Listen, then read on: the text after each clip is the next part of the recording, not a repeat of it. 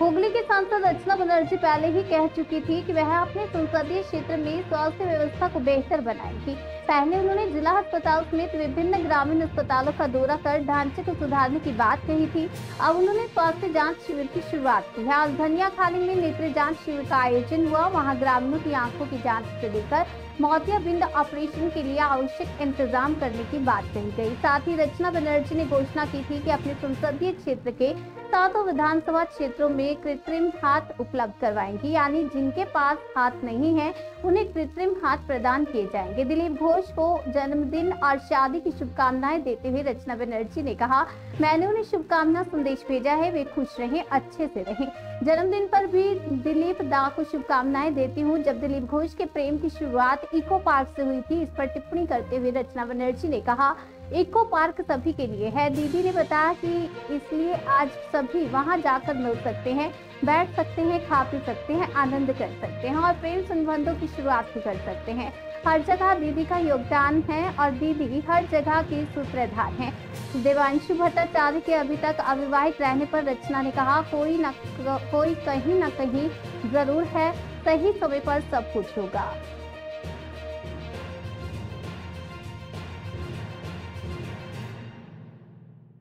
আমি ওনাকে শুভেচ্ছা বার্তা পাঠাচ্ছি, আনন্দে থাকুন উনি, ভালো থাকুন উনি। আজকে তার জন্মদিন, জন্মদিনের জন্য দিলীপ দাকে অনেক অনেক শুভেচ্ছা, অভিনন্দন। আর বলছি যে যেই ইকো পার্ক থেকে তার প্রথম সেখানে সেটা কিন্তু মুখ্যমন্ত্রী মমতা বন্দ্যোপাধ্যায় সেটা তৈরি করেছিলেন। ইকো পার্ক তো সবার জন্য দিদি শুরু করেছেন বলে আজ সেখানে গিয়ে সবাই দেখা করতে পারছেন, বসতে পারছেন, খাওয়া দাওয়া করতে পারছেন, আনন্দ করতে পারছেন, প্রেম পর্ব শুরু হতে পারছে। সেখানে সেই দিদি, সব জায়গায় দিদি আছে, দিদি সর্ব জায়গায় সূত্রপাত করেন আর কি। একদমই তাই, আনন্দের বিষয় তো। এখনো পর্যন্ত দেবাংশু ভট্টাচার্য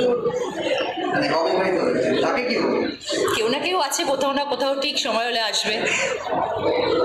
রাজ্যের বিভিন্ন ধরনের স্থানীয় এটা কি তোমরা না সত্যি।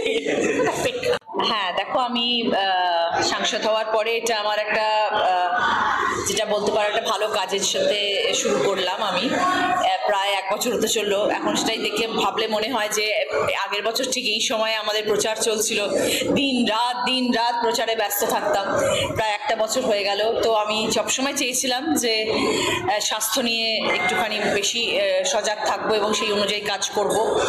তো সেটা নিয়ে আমি সবসময় তোমাদের ইন্টারভিউতে বলেছিলাম যে আমি স্বাস্থ্য নিয়ে এগোতে চাই এবং মহিলাদের পাশে ডেফিনেটলি থাকতে চাই। মেয়েদের বিপদ আপদের যা যা প্রবলেমস, যা যা সব রকম, স্কুল হোক, কলেজ হোক, যাবতীয় যা যা কাজ হোক, সেটা করার ইচ্ছে আছে আগামী দিনে। তো সেই পরিকল্পনা চিন্তা করেই এবং সেই ভেবেই আমি এবারে আমার স্বাস্থ্য হেলথ ক্যাম্প শুরু করছি, স্বাস্থ্য শিবির শুরু করছি এবং ধনিয়াখালী দিয়ে শুরু হলো। কারণ ধনিয়াখালী আমার খুব কাছের নিজের এবং ধনিয়াখালীর অবদান অনেক আমার আজ সাংসদ হওয়ার পেছনে। অসীমা পাত্র আমাদের বিধায়ক মহাশয়ার অবদান অনেক আমাকে আজকে এই সাংসদ জায়গায় পৌঁছানোর জন্য। আমি চিরকৃতজ্ঞ সেই জন্য ধনিয়াখালী মানুষের কাছে তথা আমাদের খুব প্রিয় অসীমাদির কাছে। তো সেই জন্য আমি ধনিয়াখালী দিয়ে শুরু করলাম। আজকে আমাদের ধনিয়াখালীতে চক্ষু পরীক্ষা কেন্দ্র হচ্ছে, সবাই চক্ষু পরীক্ষা হবে এবং আগামী দিনে তারা যাতে চশমা পায় এবং যাদের ক্যাটরাক্ট, সেটা নিয়েও আমরা যাতে আগামী দিনে তাদের ক্যাটরাক্ট অপারেশন করাতে পারি, সেটা তাদের নাম নথিভুক্ত করা হবে এবং আগামী দিনে সেটা নিয়ে আমরা ডেফিনেটলি কাজ করব। তার সাথে যেটা আমরা করছি সেটা হচ্ছে একটা ভালো কাজের সাথে আমরা যুক্ত হয়েছি। সেটা হচ্ছে যে আমরা সেটা শুধু আজকের দিন বলে নয়, আগামী দিনে আমার যে 7টা কনস্টিটুয়েন্সি সেখানে সব জায়গায় হবে।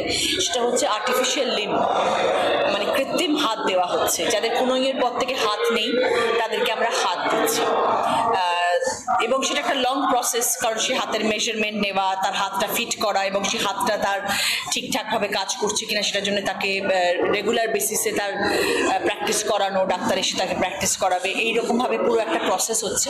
সেটা আমরা এবারে করছি। আমাদের এখান থেকে ধনিয়াখালী থেকে 7-8 জন মানুষ আছেন যাদের কোনো ইয়ের পর থেকে হাত নেই, তাদেরকে আমরা হাত দেওয়ার কথা প্ল্যান করছি এবং পুরো টিম তার জন্য এখানে এসছে। তো এই কর্মসূচি নিয়ে আমার শুরু হচ্ছে আজকে ধনিয়াখালীতে।